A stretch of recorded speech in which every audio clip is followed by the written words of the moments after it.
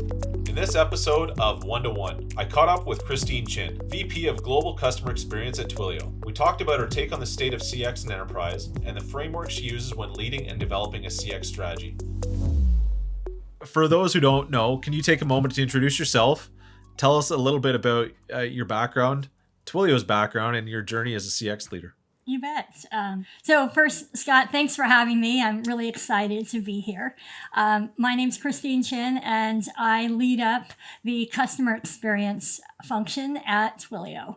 I have responsibility over the global customer experience, which really means the end-to-end customer experience. What happens when a customer wakes up in the morning and says they need communications?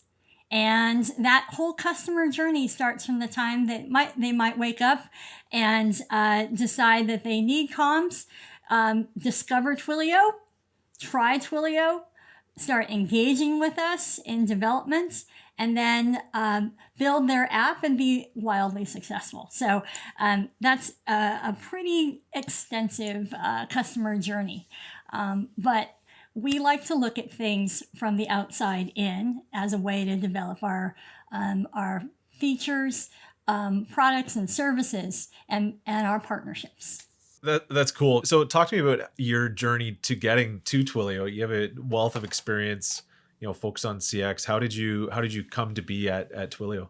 As you might know, customer experience didn't exist about 5 or 6 years ago.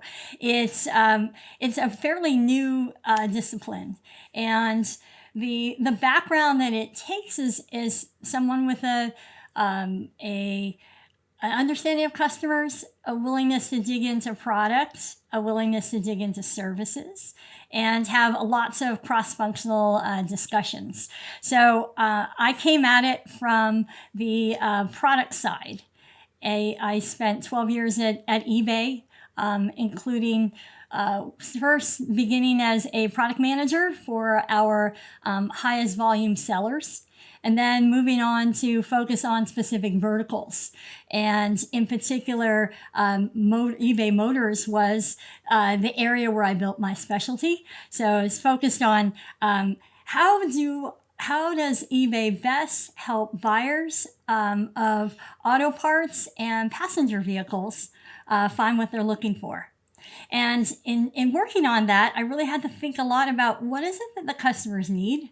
Why do they seek it from eBay in particular? And then finally, how do we deliver it to them in an automated way? And that practice helped launch an entirely new way of buying on the eBay Motors platform.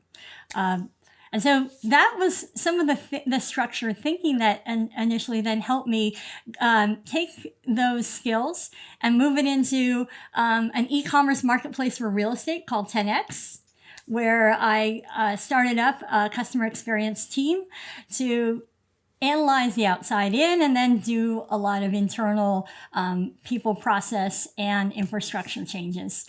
And so naturally, then it makes sense when I got the call from Twilio to come over and start up a team focused on the outside in and how do we look at telecom and delivering it to our customers. That's a pretty cool journey in terms of, where you started, where you are now. All the different roles are very closely linked in terms of getting to this point of leading customer experience at Twilio. So let's start with the basics. In your own words, what is customer experience? Well, it's actually so there's a lot of discussion about that. I mean, it's a really good question. Don't do it. Because customer experience is everything and nothing in the sense that it touches all components of how a customer perceives the interaction with a company. And many times, that customer experience is built on top of interactions with the people, with the processes and systems, as well as the features itself that the company is delivering. So we've got to take a holistic view, and customer experience is the perception of the holistic experience that a customer has with a company. When you speak about how you speak about customer experience, it really becomes that bow tie between product and sales, and your success teams really make sure that you're delivering what customers expect. Is that a fair wrap up? Yes, that's absolutely true. And I think it's really, really important for customer success to have that holistic view, especially given that customers expect a lot more. We have as a general expectation, now that there are better and better, more integrated consumer related apps and consumer related experiences, like think Airbnb, think Uber, think Lyft, where literally you can start your experience on a mobile app and it follows you all the way through to the completion. We as service providers and product providers need to think from that perspective. And so it's not sufficient enough to say our product is great if support is terrible. Or if the interim communications about when a customer is going to expect delivery of a particular item. It's about managing expectations through the entire multi-layered customer experience. So it's absolutely important for anyone who's considering how their company is facing their end customers to think about that multi-layered services, product, and technical background. That's a great summary. And so when you think of, in this world of enterprise, for a lot of our listeners who aren't kind of in this world of enterprise, can you paint a picture of what great CX looks like at that size of a company, and what makes it uniquely challenging? Which, based on your background, me working in large enterprise for a lot of years, there's unique challenges when it comes to that enterprise and customer experience. You bet. Well, I think for enterprise, there's a lot more complexity. When Twilio works with our enterprise customers, they have everything from a lot of internal processes that they need to think through, but also they may have different global divisions. They may have different ecosystems, which include resellers and partners. And in order to deliver a strong customer experience, they're going to need to think about how they bring along all these different teams that ultimately create that end customer experience. And so how do systems connect those so that there is a very prompt, clear response? The end customer feels like they are well identified and that they don't have to repeat their information as they go from handoff to handoff.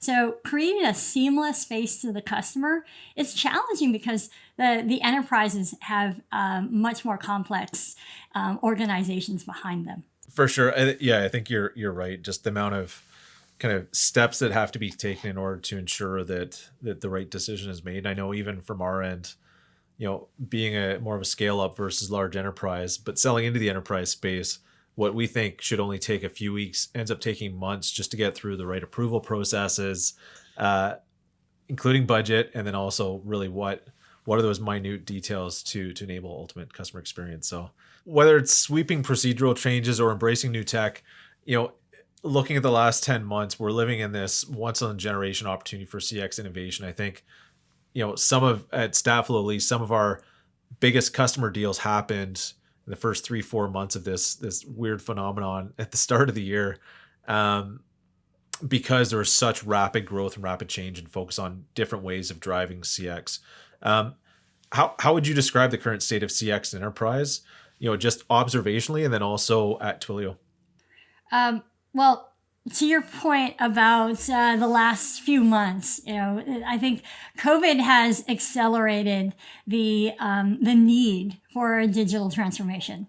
No doubt, there are companies that were contemplating many of these changes before, but now really once it hit March, April, we're at a mad scramble to figure out how do I support a remote workforce? How do I make sure that I continue to communicate with my customers when they can't go into a retail store or they can't see they won't see as much mass advertising as in the past. So how do I reach the customers on a proactive way, and also how do I coordinate internally? So there's a ton of acceleration that's come in the last 9 months. There's lots of benefits to this new way of doing of presenting a strong customer experience to my end customers. And so then therefore, what are the important components of a backbone that I can then build on top of going forward? So this is a very almost product perspective, because when I think of customer experience, there's really 4 levers. The first one is, do you have the right data to identify what the problem is? The second one is people. Do we have can we coordinate people quickly? And then it's process. And then last one is infrastructure or product dev. So when we look at now what's going to happen going forward, we're going to see enterprises looking at a heightened level of digitization and a higher level of expectation for being able to customize platforms so that it meets the needs of their business, and it meets the needs of their business to differentiate itself from other competitors. And so I think that's the innovative thinking that's happening under the covers now that companies have remote call centers and they have like the basics. Now they're thinking about, how do I differentiate and how do I build with great partners and great vendors? As providers, we need to be able to think about how to meet the customers where they are and deliver a unified experience so that anytime a customer might call in a different channel, we still know who they are and their history, and they don't have to repeat that. So in that light, any notable CX transformation stories from your customers that you can share with us? Yeah, you bet. I'm really excited about Mercado Libre, which is one of our Latin American customers.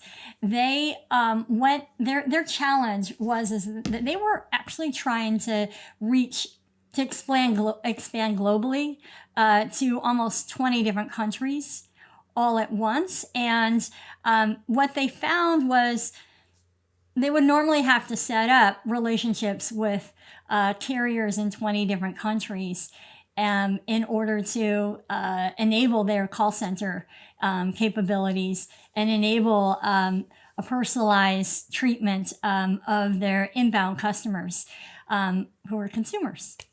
And what they found was, if they used Twilio, not only could they actually reach all those customers with a develop once and get access to communications in all these different countries that they needed, where they needed it, but also they could integrate the systems directly into their website. And so that was really compelling, because a customer could be on the website looking at something and be able to click to call to be able to reach a customer support person and ask questions about an item that they were interested in buying. And so that narrowing the space between where a customer has a challenge and how we deliver the answer was a big win. Mercado Libre saw their NPS go up significantly. And in fact, they were named one of the top brands in Latin America as a result. So Kristine, before we move on to CX leadership, what are you most excited about as a CX leader at Twilio? I'm really excited about the fact that Twilio is really focusing on, how do we help our customers personalize the experience for their end users. It's in a world where we are seeing increasing competition for customer loyalty. It's really important to know who's calling you. And are they a large customer, a small customer? What kinds of products are they using? And be able to reply appropriately without having that customer repeat again and again and again. So it is imperative that the Twilio platform be able to take that customization and turn around and support the our enterprise customers through our API products, through our software products, and through our services. And that's what I'm super excited about seeing over the coming 12 months. That's awesome. That's great to hear. So whether it's Twilio or eBay or 10X, how do you approach your work as a CX leader? That's a very broad question. I apologize, but I think it's worthwhile for a lot of people wanting to figure out if there's a career in CX. Yes. Well, so I look at CX first of all as core. The really important thing is you have to be curious, and you have to be a problem solver, because a lot of times customer experience is so broad that without a focus on what are the top 1 to 2 or 3 things that are preventing a customer from becoming successful or scaling faster, you get lost. And so it's going to be really, really important, first of all, to find what is the right problem to solve. And I use a framework that has often been talked about, which is what is the job to be done? So what exactly is it that your particular end customer is coming to you to solve?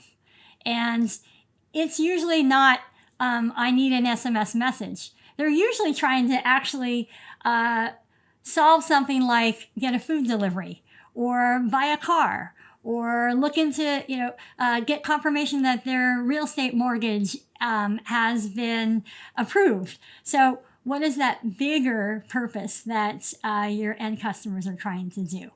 So that's the jobs to be done framework. The second one is thinking about a customer journey. So from the moment that a customer starts working with you, how do they go? What are the things that they're trying to do? And you can literally cut that into specific phases. So it might be trying to learn about this, the service, then trying to get registered and activate. Then it might be trying to then use the service on an ongoing basis, and then finally discovering how to grow. So there may be some very distinct customer journey phases, and it's really important to define those for your business and to then identify which one of those phases to go after first and what are the big issues inside that. That's great advice. And I think, that's sometimes the biggest struggle is really understanding where a customer is in their journey with your company and your product. You've scaled out a handful of CX functions at different companies. In your opinion, what strategic imperatives are necessary to see any measurable return on your efforts? Really important is that you have clarity of the problem. I think the world is littered with projects that solve the wrong problem. A lot of times the issue is not, say, automating more data. It's actually trying to figure out, well, what was the customer trying to do? Or what would the ideal customer experience be? And how do we get there? So the answer might not be, automating a little piece of data in one area. The actual problem might be, oh my gosh, the root cause was somewhere way up at the front of the customer journey.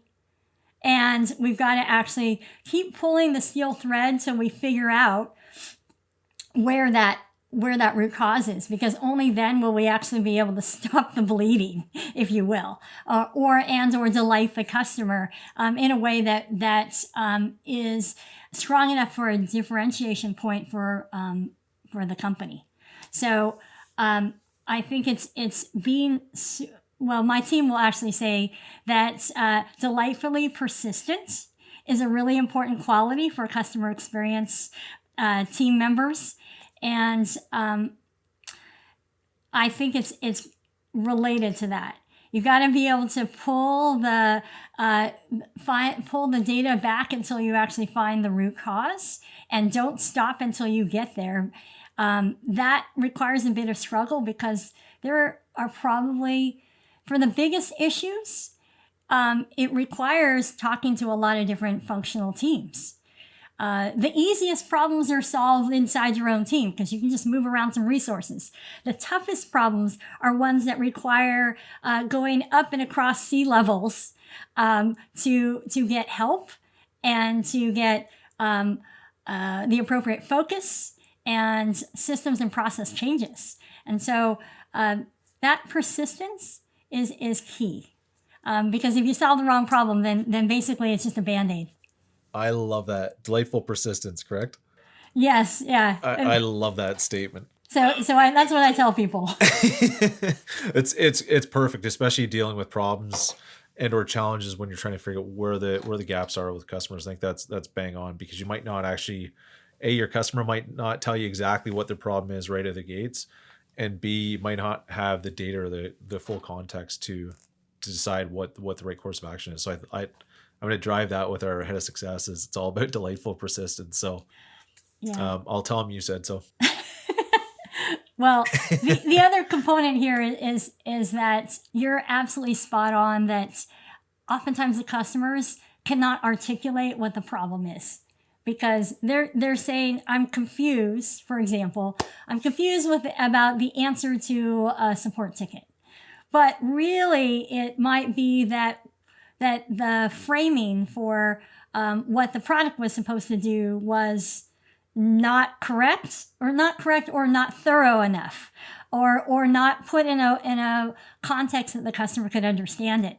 So literally, that's the pulling the steel thread all the way back to, okay, so what did they not understand? Like, why are they frustrated? And so sometimes that requires a qualitative interview to learn that especially from enterprise customers, because there's a lot of parties involved in solving a problem. And so that's where being able to listen to the customer is really, really key. That's amazing. And sometimes it's even listening to different levels of the customer, or having different levels on your own within your own organization, having those conversations with the customer. It's amazing. Sometimes the stuff I may glean from a conversation with one of our customers versus what a success manager gleans. The questions are the same, just what's being answered tends to be different sometimes based on who you're talking to. So that's great. And it is a good tie into the last question of Twilio. It's a global company. You have offices and customers, in almost every continent. How are you ensuring the Twilio experience is consistent on that global scale? I love this question, because it sounds embedded in that is an acknowledgement. This is hard. Global, not everything is the same in every country or in every region, and so being able to have feet on the street in different regions and in country is key. We have Jeff Imelt from GE on our board, and I had the good fortune to hear from him about how he thinks about international. And one of the things he said is, you cannot actually be truly a global company until you have people in country that are telling you what that experience is.